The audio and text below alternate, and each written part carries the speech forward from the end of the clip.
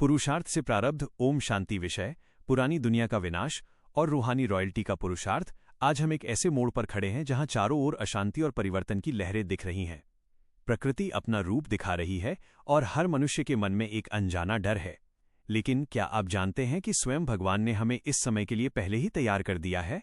आज का ईश्वरीय ज्ञान हमें न केवल भविष्य की स्पष्ट जानकारी देता है, बल्कि इस कठिन समय में एक रॉयल जीवन जीने की कला भी सिखाता है। आइए आज के ज्ञान के प्रकाश में जीवन को देखने का एक नया नजरिया अपनाते हैं।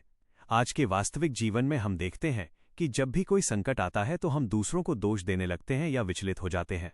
बाबा ने आज हमें स्पष्ट समझाया है कि ये अनादि ड्रामा है।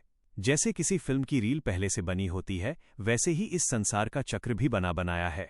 आज जो प्राकृतिक आपदाएं, भूकंप या आगजनी हम देख रहे हैं वो किसी का दोष नहीं है, बल्कि इस पुरानी दुनिया के नवीनीकरण की एक प्रक्रिया है। व्यवहारिक रूप में इसे ऐसे समझें, जब हम एक नया मकान बनाते हैं तो पुराने को गिराना ही पड़ता है। आज बाबा हमें बेहद का संन्यास सिखा रहे हैं।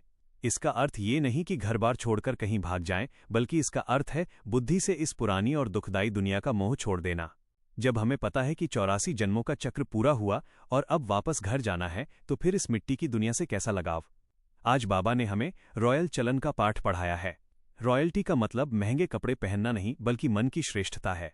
एक राजा का बच्चा मुसीबत आने पर भी कभी भीख नहीं मांगता, कभी घबराता नहीं। ठीक वैसे ही हम उस सच्चे सद्गुरु की संतान हैं। हमारी वाणी में मिठास, व्यवहार में रूहानियत और चेहरे पर अचल शांति होनी चाहिए। यही वो समय है जब हमें वर्थ नॉट ए पेनी, कौड़ी समान से वर्थ ए पाउंड, हीरे समान बनने का पुरुषार्थ करना है। हमें अपने दैनिक जीवन में अब साक्षी होकर रहना सीखना होगा। जब भी कोई विघ्न आए तो घबराने के बजाय मन में कहें नथिंग न्यू, किसी पर दोष न मढ़ें। याद रखें कि हम सत्यनारायण की कथा के पात्र हैं। हमें नर से नारायण बनना है। हमें क्या नहीं करना है? हमें कभी भी देह के नाम रूप में नहीं फंसना है और न ही अपनी चलन से सद्गुरु का नाम बदनाम करना है। अंत में बस इतना ही कि समय बहुत मूल्यवान है। विनाश सामने खड़ा है, लेकिन हमारे पास याद का सुरक्षा कवच है। तो आइए अब इस पुरानी दुनिया से अपना बुद्धियोग समेटकर उस एक गति सद्गति दाता बाप की ओर लगा दें।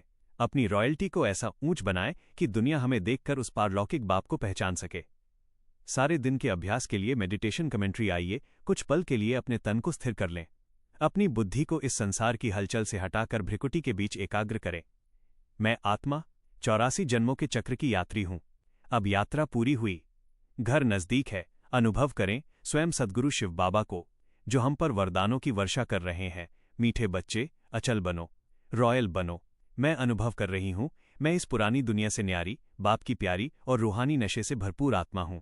बाबा की शक्तियों की लाइट मुझे एक सुरक्षित कवच की तरह घेरे हुए है। मैं सुरक्षित हूं, मैं पावन हूं, मैं मास्टर सर्वशक्तिमान हूं। ओम शांति।